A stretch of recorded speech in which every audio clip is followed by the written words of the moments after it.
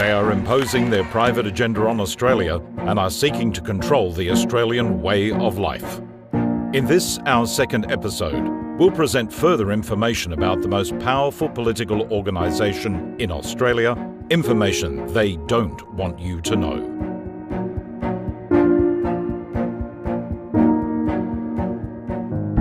GetUp used to keep their socialist agenda hidden, even from their own members. But now that they have successfully radicalised them, they confidently proclaim their radical socialist vision for Australia. By their own admission, GetUp wants to increase government control of labour, increase government control of education, increase state intervention in child rearing, have government take ownership of natural resources, and to open our borders to all comers.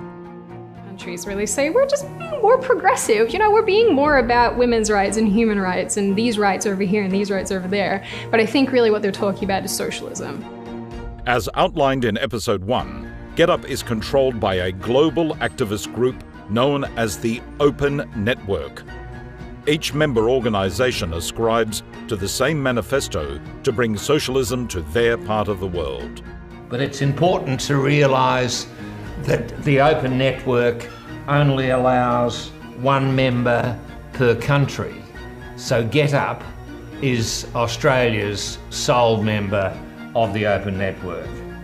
The Open Network ensures its 8 permanent member organisations adhere to its socialist agenda. They coordinate global campaigns and share technology and resources to hone their methods of deception and voter control. You might ask, why is this relevant to Australia? But the answer is clear. If those tactics worked in other places like New Zealand, the US or Canada, then they will work here too. Let's look at a couple of examples. The first is from Canada. The sister organisation to GetUp in Canada is called Lead Now. This group campaigned to shut down a proposal to build an oil pipeline that would have provided thousands of jobs for Canadians and guaranteed Canada independence from US oil. They effectively put Open's ideology ahead of their national interest. And in Ireland, GetUp partner Uplift received funds directly from their German counterpart, Campact, to campaign against the Transatlantic Trade and Investment Partnership, which was set to provide enormous economic benefits to all parties to the agreement. Another case where the open ideology was put before the national interest. And open network groups have been caught meddling in Australia's affairs. Campact, Open's German arm, and 38 Degrees, their UK equivalent, successfully campaigned Deutsche Bank and Barclays to withdraw support for a resources project in Australia, thereby denying valuable jobs to Australian workers. But it's not just GetUp's agenda that you should be concerned about. It's the methods that are most worrying. Their recruitment methods are questionable, to say the least. Using social media, first contact is made from a friend in a personal message asking you to support them in signing a petition or some clickable activity. If you're trying to actually build a base of people who think similarly to you, it's not surprising that you would bring them in on an automotive issue and then radicalise them. It seems harmless enough, but your personal details are collected and entered into their databases. You are then a target, a prospect, or a lead, as they term it, for them to move through their circles of commitment.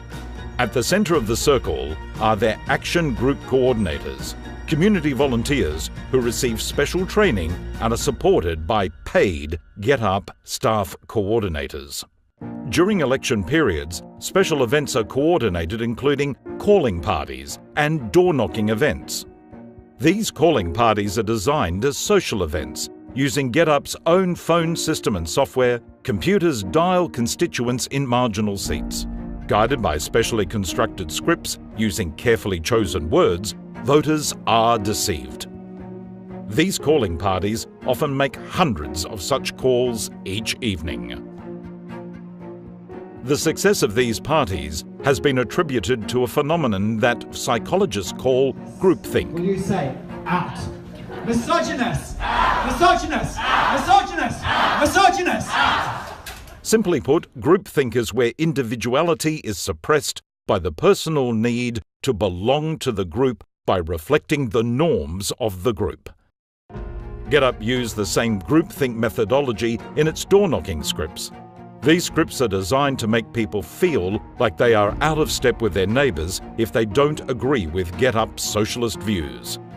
Techniques to cement group norms like chanting and suggestion have been used in the past by various cults to achieve submission to sometimes dangerous ideas. I think GetUp is encouraging a hive mind. I think it's where, you join these groups, and then because the thing is, once you deviate from what they're telling you to think or what they think, then you're ostracized. My gut feel is that a lot of what they want to do is block out difference of opinion. And as soon as you block out difference of opinion, you're not going to make progress. So, in the case of GetUp, these methods are accompanied by a sense of urgency and impending disaster, calling for immediate and intense action. I think that's why a lot of millennials in particular are so susceptible to these crazy socialist ideas. And they are crazy because what they end up doing is bankrupting countries. They end up completely destroying economies. They end up with people in poverty. People are much worse off than when they started. We are a group of friends now, so there's a good spirit around it. And so many well-meaning Australians find themselves caught in this web of deceit, acting well outside their normal comfort zone and deceiving friends and neighbours to sign an online petition or vote in a certain way. And for what? So that a coalition of socialists in the open network can undermine our democracy and shift Australia to the left? The consequence will be that we suffer rising electricity costs. We'll see more small businesses collapse.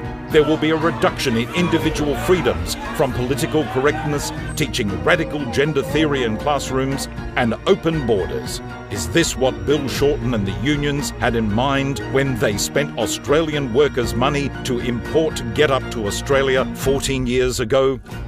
well, I think it goes to the point that GetUp supports Labor and left-wing causes. I'm quite sure that the union didn't give money to GetUp in order for it to support the enemies of the Labor Party or the trade union movement. In our next episode, we will explore how GetUp has put this into action in past elections and some of the devastating consequences that flowed from that. It's time to wake up to GetUp.